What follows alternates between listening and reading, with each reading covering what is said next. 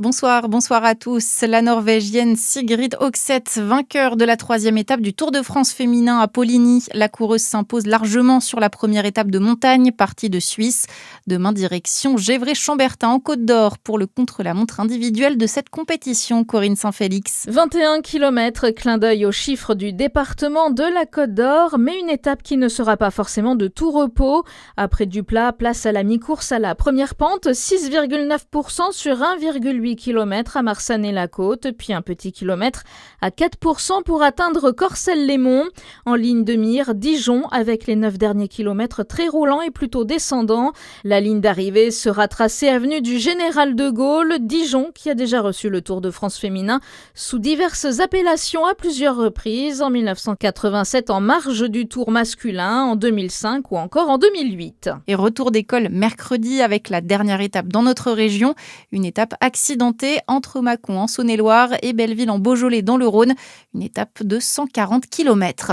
À la une également, toujours 20 départements en vigilance orange canicule sur l'est du pays demain, dont le Jura et la Saône-et-Loire.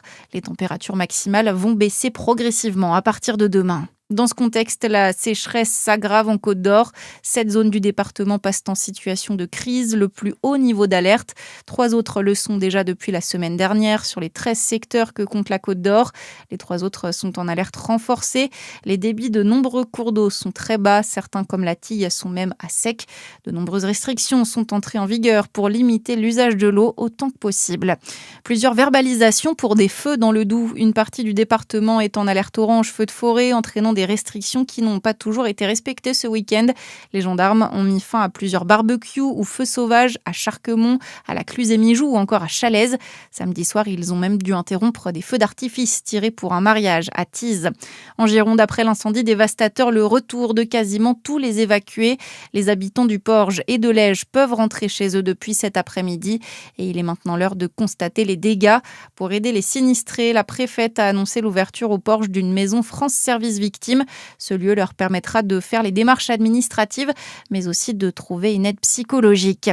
Encore presque un mois de vacances avant la rentrée des classes. Une rentrée toujours plus chère. Cofidis publie aujourd'hui son baromètre annuel avec l'Institut CSA sur le coût de cette rentrée pour les familles. En forte hausse cette année, presque 80 € de plus en moyenne. Notez que l'allocation de rentrée scolaire sera versée le 18 août. 3 millions de familles modestes sont concernées. Et puis sur les routes, journée encore orange pour les départs et Bison Futé prévoyait un trafic chargé jusque dans la soirée. Demain, ce sera de nouveau vert partout. Bonne soirée sur Fréquence Plus.